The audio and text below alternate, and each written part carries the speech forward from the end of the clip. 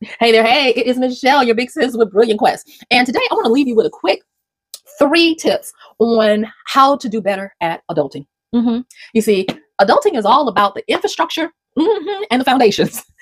And one of the biggest ones that you will ever find that you're not going to get more power or bang for the buck, and that is how to be likable. Yeah, a lot of us are taught that we should be bankable. We should learn how to make a great living. But in today's world, and I'm really grateful for this and thankful that this is coming around. In today's world, it is more so about, are you a likable person? Now, I'll say a few things about that. I'm not going to keep you long, I promise. But being likable means that you have active listening skills. It means that you understand the cues. You understand emotional and social intelligence. You also understand conversational intelligence, and you understand self-awareness. Now, of course, you can say, well, Michelle, self-awareness is involved in emotional and social. Yes, it is. But in today's world, we must become even more self-aware so that we are able to not only know what we're thinking and other people are thinking, but we need to understand the zeitgeist. We need to understand the spirit of the times so that we're not being awkward and offensive. Okay. So what does this look like?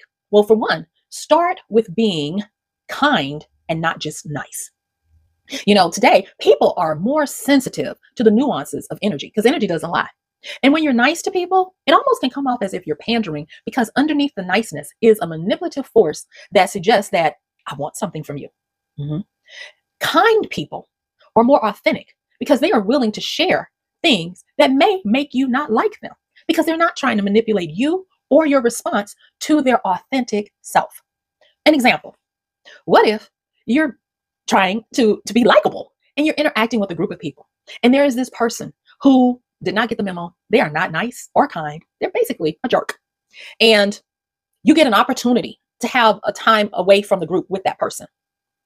Being a kind person, first and foremost, means that you earn the right to speak into their life, meaning that you become self-aware enough to listen to them so that you don't make assumptions as to how they're being a jerk.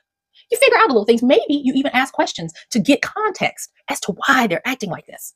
And that involves active listening. It involves not trying to have an agenda to get them straight, get them told.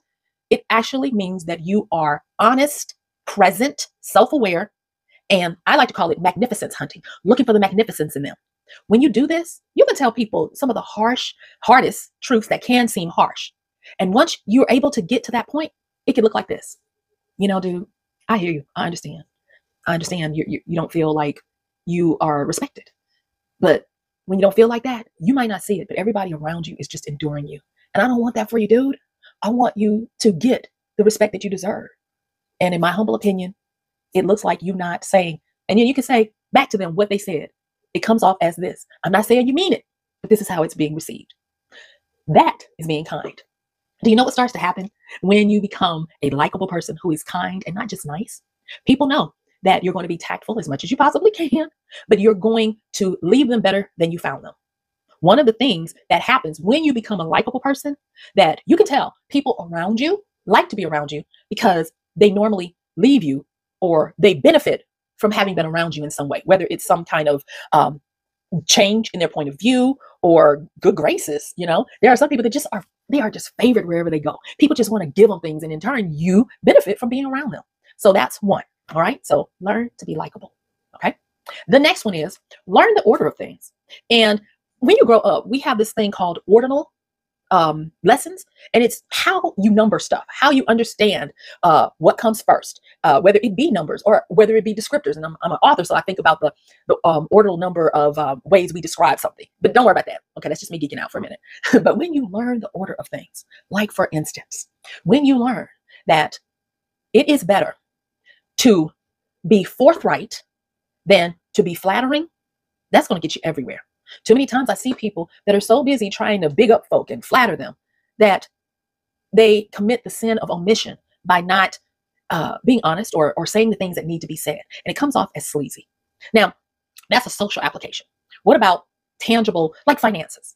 The order of things are, and I learned this growing up and I thought people learned it too, but the order of things is, you know what? I can do you one better. Maslow's hierarchy of need. And at the base of this pyramid, and you know, the hierarchy of needs are the needs that we need in a society. So at the base of it is we need basic needs. The next one is we need security. The next one is we need social interaction, and on and up. The ordinals go just like that. If, for instance, you're trying to adult and you got some money and you might not have everything, this is the order. Basic needs. You need a place to stay. You need transportation. If you are not working from home, you need food, water, so food, water, shelter, transportation. Those get the top part. You know what doesn't get the top part? Blowing what you do have because you want to feel better. Shopping, going through the drive-through, buy some food and cook it at home. There are so many internet shows that teach you how to cook. After that, the order of things is communicating with people or your creditors. I don't have it right now. I'm thinking I'll get it this time, or but I'll keep you in the loop. And that one's really hard, but that's adulting. Okay, so understanding the order of things. I could go on and on about that, and if you want me to go into it some more, tell me. I will, because I could even talk about relationships with that. But yeah, I do want to say one other thing about the order of things. In understanding the order of things, one of the tricks, shortcuts, is to look at things that didn't go right and then reverse it. You can usually reverse engineer how to figure out the right way and the right steps to take by looking at the disasters. Everything is a teaching moment, right?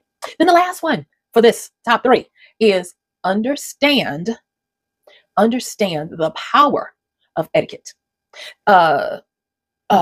Mary Cole, there is you can Google it, the six axes of relationships by Mary Robinette Cole, and she talks about these 6 different relationships. And now this is a author kind of thing, but it has helped me understand when there be conflicts, when there be stress, when there be interpersonal things that I might not understand until I run it through. And so she has these 6 points that she makes, and it's kind of a range, and she does them by M's. And I'm not gonna tell all of it because just go and look. I might put a picture of it up somewhere. But she talks about the money, manners. She talks about the Marx Brothers because she's want to make sure it's comedy, and manners being the etiquette, morals, and so like she has these 6 and then she does them in M's. And one of the surefire ways to be an adult is to be able to identify at least 3 of them. And you'll quickly understand if you vibe with this group, these people, this person. Because if you're very far away on what you think is moral and what they think is moral, and you understand, I don't want to do that work to come over there because that's not where I want to be, or likewise, vice versa, that's not your people. That's not your person. But what about manners? Now, I'm going to tell you this. Of all of those 6, if you are in polite company, if you are trying to adult, it is best, whether it be in your workplace, in your relationships, in your family dynamic, it is best to bone up on your manners and don't give in. Have the best manners, even if they don't. So if your manners are here and their manners are there, that doesn't mean you come back here. It means that you still keep your manners, keep being respectful. And when I say respectful, that does mean the best thing to respect someone is sometimes to remove yourself. So understand that too. But this is one of the most powerful things that will help you, because once you understand manners and etiquette, once you understand morals, you notice I haven't talked about the money or the funny, or the other stuff, but those 3, manners, morals, and your etiquette, that is going to help you so much with trying to navigate this world, because these 3 things transcend any lines of demarcation of generations, whether you be Alpha, X, Z, or Millennial, or Boomer. Good manners, proper etiquette, and understanding these things are going to help you. Oh my gosh, they're going to help you. So I'm going to recap real quick and I'm going to let you go. All right. So 3 tips for great adulting. All right. And so I want you to remember these. You're going to have to work on them. Oh, yes, you are. First, learn how to be likable. That means being kind instead of nice. The next one, number 2, learn the order of things. And, what comes first, what comes second, and obey that. And it's going to help you. And then number 3, understand the power of etiquette, manners. Understand the power of how this transcends different approaches or times of where somebody might be. Once you understand that, oh my gosh, so many things are going to open up to you, and you're going to be amazed at how much easier it gets, because in that you'll gain respect for yourself and for others. In that you will be more true to yourself. You'll be able to be more authentic, and it'll tie all of these together. So guess what? Yeah, my time is up. I thank you for yours. Don't forget to like, subscribe, share, and comment. And this has been Michelle, your big sis with Brilliant Quest. Bye.